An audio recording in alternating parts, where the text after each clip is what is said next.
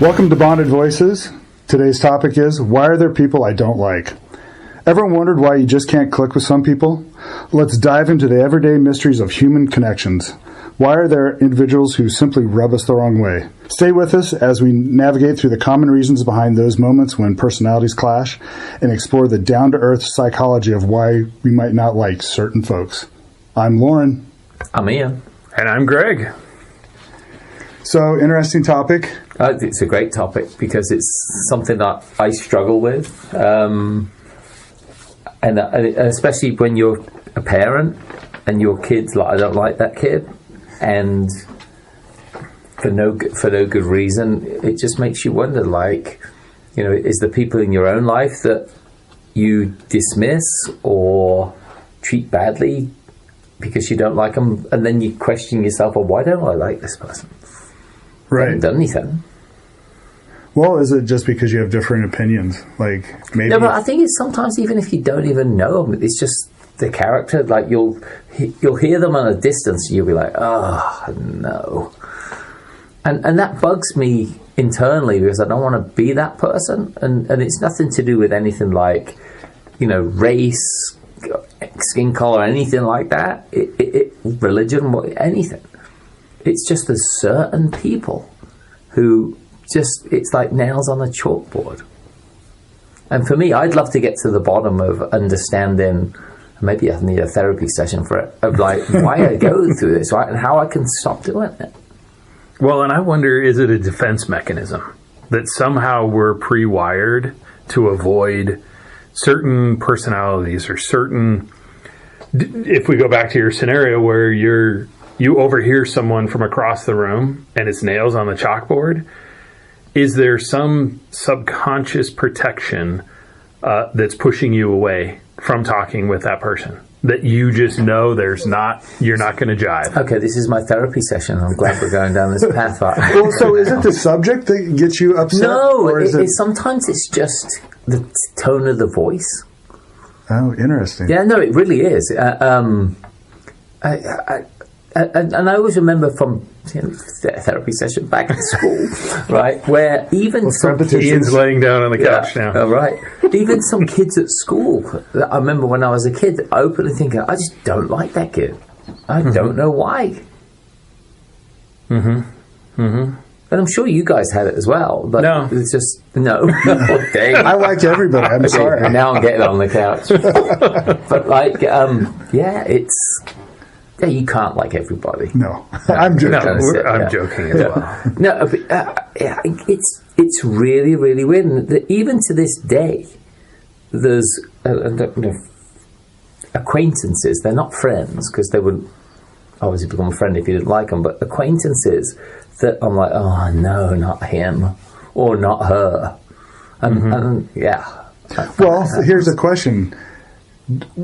And you don't have to answer this if you don't want to, but were Greg and I in that, oh, great, here those guys come? Never. Oh, okay. No, never. I mean, because through talking and conversation, right, we've gone from casual acquaintances to be good friends. Good friends. Yeah. So is it because, or could there be an opportunity for people you don't like if you just listen to them? See, I'm trying to think whether there's anyone who ever crossed that chasm, right, of someone I thought to myself, no, not them, to now being friends with. I don't think there is. Has someone gone the other way? A friend that you're like, oh, I just can't. Oh, yeah. Because, and for me, it's like, because friendships are value-based and there's always a line. Yes. So similar values make it easy to be friends, but if you have differing values, it makes it really hard to be friends. Well, but also there's common courtesy stuff, like let's say someone hit on your wife. Right? Sure. You know, kind of draw a line there, yeah. There you go, right? So there's right. And there's certain things, if like someone was abusive to your kids or something, you'd absolutely draw the line with that sort of stuff. Well, back to your earlier statement of specifically with your kids, and one of their acquaintances might be nails on the chalkboard. I recall the television show Leave It to Beaver with Eddie Haskell was that character that was actually portrayed by Hollywood as, was it Warren's, or it was the older brother's friend who was just Well, hello, Mrs. Cleaver. You look lovely today. Right. I've always told whoever that you're my favorite friend parent. Just the... He was over the top. Yeah. Yeah. Cheeseball. See, Yeah. and you mentioned like TV shows, like the entire cast of Friends were nails on a chalkboard to me. The entire cast. And was it Even when Tom Selleck would come in as a special guest? Was he on there? I never watched it. See, He dated Courtney Cox for a period of time. Yeah, see, I never watched it at all because it was nails on a chalkboard. Sure. So it's not even people I know sometimes. And damn, I'm now thinking, is it just me? So is You guys aren't helping. No, much here, let's right? dig into your therapy session here. Yeah. So, specific to Friends, was that nails on the chalkboard because you felt that they were forced? That wasn't a natural habitat for those people? It wasn't a genuine setting in a genuine conversation. No, and I think it's even been, in extended family. This is getting deep now. Church and everything, where there's been that odd person where you're like, and even in the neighborhoods. Sure. Yeah. Well, it's got to be something that's tied to something. You just made me not remember it, that it is triggering some deep-seated memory. You're like, yeah, I don't like it. Okay. I didn't mean to cut you off. Finish that, but I've got another question. What I was going to say is that, there's people that exactly when you hear them, you're like, oh, can I just ignore them, or do I have to engage? How can I look more like this wall covering so they don't even see me? So you're right. So, do you think that someone, and we're going to take a sharp left turn here, do you think someone that was in solitary confinement and recently got out would love to be in that environment where they hear that person that's nails on the chalkboard, or would it be even more amplified because they were in solitary confinement? So do you think that it has something to do with, as you mature in time, as you develop, as your brain continues to gather data, and we continue to get smarter over the years, at least we think so, then is it a matter of, I knew somebody that had that tone pattern, that those mannerisms, they were toxic, I'm not even going to go there. Like your brain just says, no. I don't know, because I don't think I had any close family when I was young that would have been sort of like a childhood trigger for it. It was, and I'm coming from a sense of caring that I don't want to be the person that has people in his life he doesn't like. I don't want to be that person, right? But and I don't treat anybody badly. Even if that person would talk to me, I'd be civil. Sure, right. Which I think goes back to your question of, are we really good friends? I'm starting to reevaluate this whole podcast thing. Exactly. And so I look at my kids, and when they're like, this kid, I hate him. I'm like, why? I don't know. So that's fascinating. That I've passed it down. Well, so I wonder at what age do you have any rough idea on what age? My earliest memories I can remember the feeling of why don't, and it's really a question I ask myself: why don't I like that person, or why does that person's voice annoy me? See, I noticed that when I was younger, I would dislike people more. And I think I segregate myself from people more now, so I don't deal with people I don't like. Yeah. So growing up, there was wonderful neighborhood that I grew up in, just epic. Everybody knew each other. The parents all hung out. It was wonderful.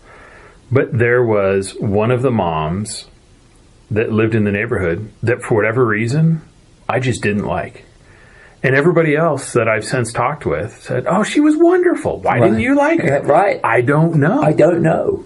It's so much so that when my wife and I were pregnant with the oldest one, there was talk of naming her after this name. And I was like, no, not doing that Can't name. do it. Bad name. And she was a wonderful lady, according to everybody else. But there was to your point, there was nails on the chalkboard, some reason that I stayed away. See, and it makes me wonder, whether, for me, I tied it into self-reflection of why I don't like people. I wonder if people commit violent crime against other people start with maybe that itch of, I hate that person. Because I know in my hometown of Coventry growing up, and I heard this from, I think I've mentioned it in one of our other podcasts about a guy I used to take to work. He used to look across the bar and just find someone that annoyed him, and he would go and beat the crap out of them. And I asked him, why? Who would you pick? He said, if you walked into the bar, you'd probably get your ass kicked. And I'm like, okay, thanks for that. Hey, let's go get a drink out. Yeah, I'm like, I'm driving you to work right now. He said, but that was because of your hair. He goes, you'd have stood So out. as limited, it was based on hair. No, he just said to me, because I had a blonde ponytail right at the time, right? Oh, well, I probably would. And he was one of these men's men. Yeah, right. You probably would have done the same thing. But so does that lead back to a self-defense mechanism that subconsciously your brain knows, I need to stay away from that person because if I spend time with that person? But I don't know. I recoil at the self-defense because there's a guy here in town who I met him at a party, and he's like an ex-MMA fighter. Mm-hmm. Right, big guy, Mark Kirk, very successful in the MMA world. Changed the game. They stopped people headbutting because of him. Right, he used to split people open. And I get on with him like a house on fire. Right, and he's the sort of person at a party that I wouldn't gravitate towards normally, but I got on great with Mark. So it isn't like a fear of to get away from them. And it doesn't even think it's people I could dominate, equal with, or less than in a self-defense way. Mm-hmm. It's just random. How are you feeling about your therapy session? Yeah, it's not answering a lot of the questions. Well, it's interesting because we were off to a good start. We have another podcast. We talked about how many friends we have. This is like the polar opposite. How many right. people do we? Well, no, I think part of this is, and I think the reason this came up as a topic is for people, again, like my friend who would just walk into a bar and find someone he didn't like and go at it with them. Less of that in the world would be a really good thing. Agreed. And we look at what's going on with, the Gaza situation with the Israelis and the Palestinians. They don't like them for no reason.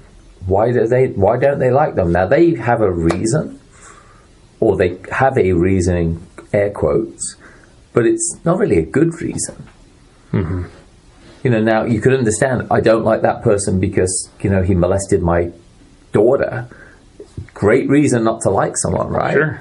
Sure. But just because they're a different religion or a different race or whatever, or just different hair color, it's they become the stupid reasons for that. Interesting. It makes me think about for people hating each other for dumb reasons is like in the Marines, we hated the Army, and in the Army hates the Marines. Right. And if we're in a bar together, there's usually a fight, Just because they can see. That's interesting. But that, and I understand, but that's more taught, though. I mean, I would imagine in boot camp, that's drilled into your head. Not to hate the Army. It's a competition. So it's. Hey, can you move over? We need to have Lauren lay down. Yeah, right. Yeah, I know. So everyone gets a chance for therapy tonight. But isn't it more a case of there's things like school rivalries is one thing. Mm-hmm. In England, it was accents. People with just certain accents just would cause fights, and so maybe there is an underlying reason behind it for most people. And again, if it was just an accent they didn't like, that's again nails on the chalkboard type of sort of thing. But again, none of that leads to a better society and just more compassion and more just get everybody getting along. Now, see, mine's never crossed that civility line. because I'm like, yeah, I'm not that special to, even if I don't like them, so what? And I'll try my best, but as I say, for me, it's always been that question in the back of my head. But if we take this as like a step forward, the why the people I don't like, most people wouldn't you say most people would have a reason, whether it was valid or not? Well, there is a reason. I mean, if it doesn't have, like you said, it doesn't have to be valid. I don't like the sound of that person's voice. That's a reason. It is a reason, but it's a little bit lame. I wonder how many people couldn't quantify that, though. Couldn't say, I don't know what it is. I couldn't put my finger on what it is. I just don't like the way they're acting. There's something off. There's something different there. Yeah, because and you see it within like groups of women, groups of guys. There's always someone that's excluded. And I always feel bad for that person who gets excluded. And I always wonder, what threshold did they cross to get excluded? Or are they just excluded for no good reason? Well, and then, I mean, you go down the path of someone that's a one-upper, for example, to try and get to a level of, okay, this person's cool, they want to hang out with us, they're telling good stories, but then they might become lack of confidence, could be an issue, and then they just become a storyteller. People are like, there's no way this person was the first person to fly an airplane backwards to the moon. No. And I was thinking of it from a different point of view, not the people who come into your life and finally you go, no. Because I think as we all look to take people from acquaintances to friends, there's that evaluation period of whether they're trustworthy, on the same page as you, no nails on the chalkboard, whatever that ends up being. Sure. I'm sure you guys have had people you've gone, we're not really going to be friends with them. Well, and there's, for me, it's finding commonalities of, is there enough different for us to have good conversation, and is there enough the same for us to be able to hang out together? Of, we have a similar viewpoint from a morals and ethics point of view. Right. I'm not going to hit on your wife. You're not going to hit on my wife. So, because remember, there's that saying, who said it? You show me your friends and I'll show you the man. Sure. Right? I think that's very apt. And I think that's the filter that we have, is that I don't want to be associated with him. Yeah. So, going back to what you were saying, I keep circling back to the nails on the chalkboard type person. Is there something about them that, like, when you see them, hear them, that you're like, I just cannot, like, is it a physical reaction, or is it? It's a guilty reaction for me in that situation, because it's like, I don't want to just not like someone for not, and it's been a question I've had for a long time, like, why the people I just don't like.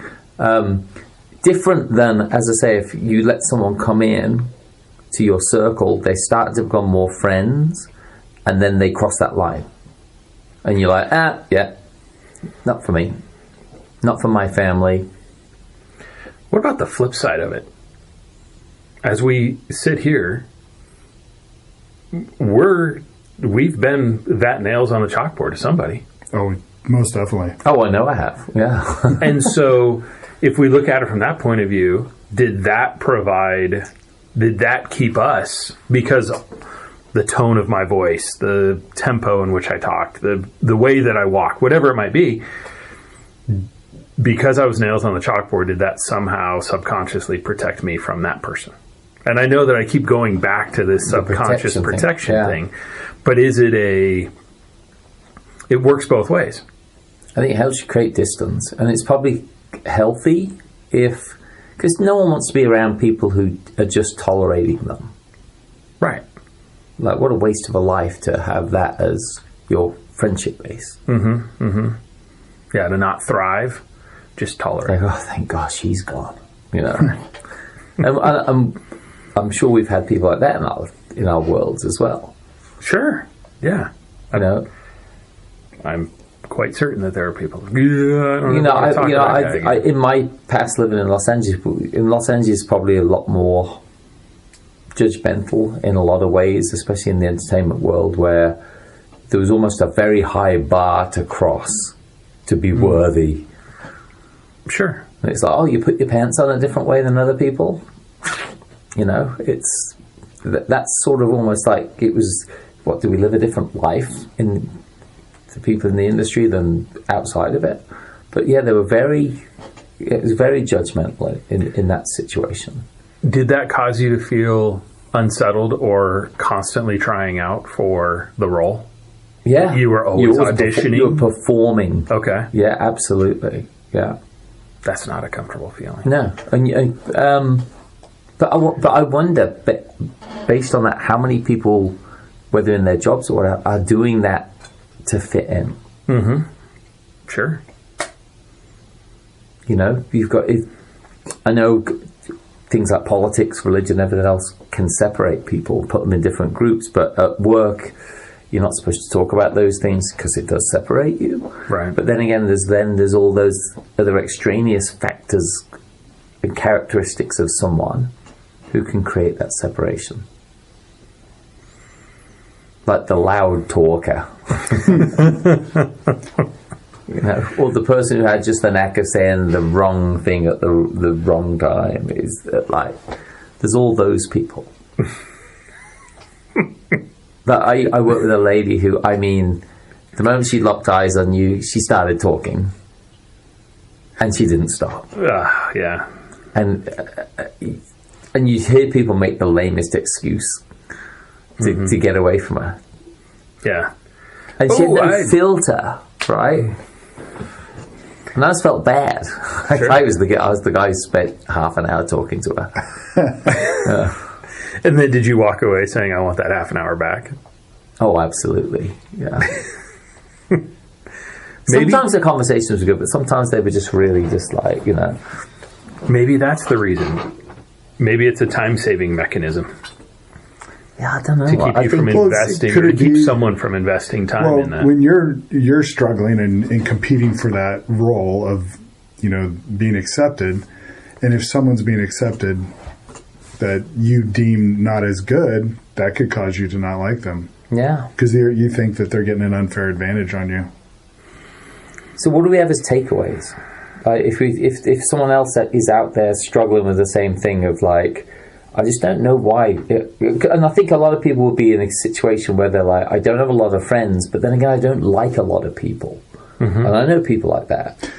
Well, are they given the people that they don't like? Is it just something superficial like, oh, well, I don't like their hair color? Right, but how can they get past that? I think that's they're the sort of, I think, good takeaways that we want to deliver. Would be, like, for me, it's I just go into self-reflection mode and always rise to the civility level. Right. I would always think you would want to give, so I always try to give people the chance, right? I don't want to just immediately go, oh, well, that guy's got pink hair and it's, and a mohawk. And you know what? That's just it. I'm not going to give that person a chance. Right. I'd still talk to them and hopefully, they don't prove me wrong, that my assumption was right. And maybe I get a new friend out of it. Yeah, I think it's self-reflection. I think it's, why is it that this person, if you have the time in the moment and the wherewithal to wonder why you're being pushed away from that person, to then figure out, to use that example of someone that might not have very many friends, but they have a larger list of, I don't like this, I don't like that. Why? Yeah. Do you not like people that wear purple t-shirts? Do you... Well, it depends if they're a Laker fan.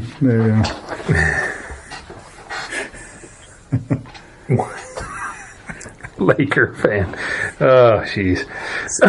So to wrap it, bondedvoices.com, you can come register there to join the conversation. And look, let us know if you struggle from that sort of same thing of just having people in your life you don't like for any reason. Mm-hmm. And again, we'll see you next time on Bonded Voices. I'm Ian. I'm Greg. And this is Lauren. Adios. Hi, this is Ian from Bonded Voices. Each month we will be giving away $100 in gift cards to our fans. All you have to do is register on the bondedvoices.com site and solve the monthly puzzle. It's easy to do, no purchase necessary. Thanks for being a listener.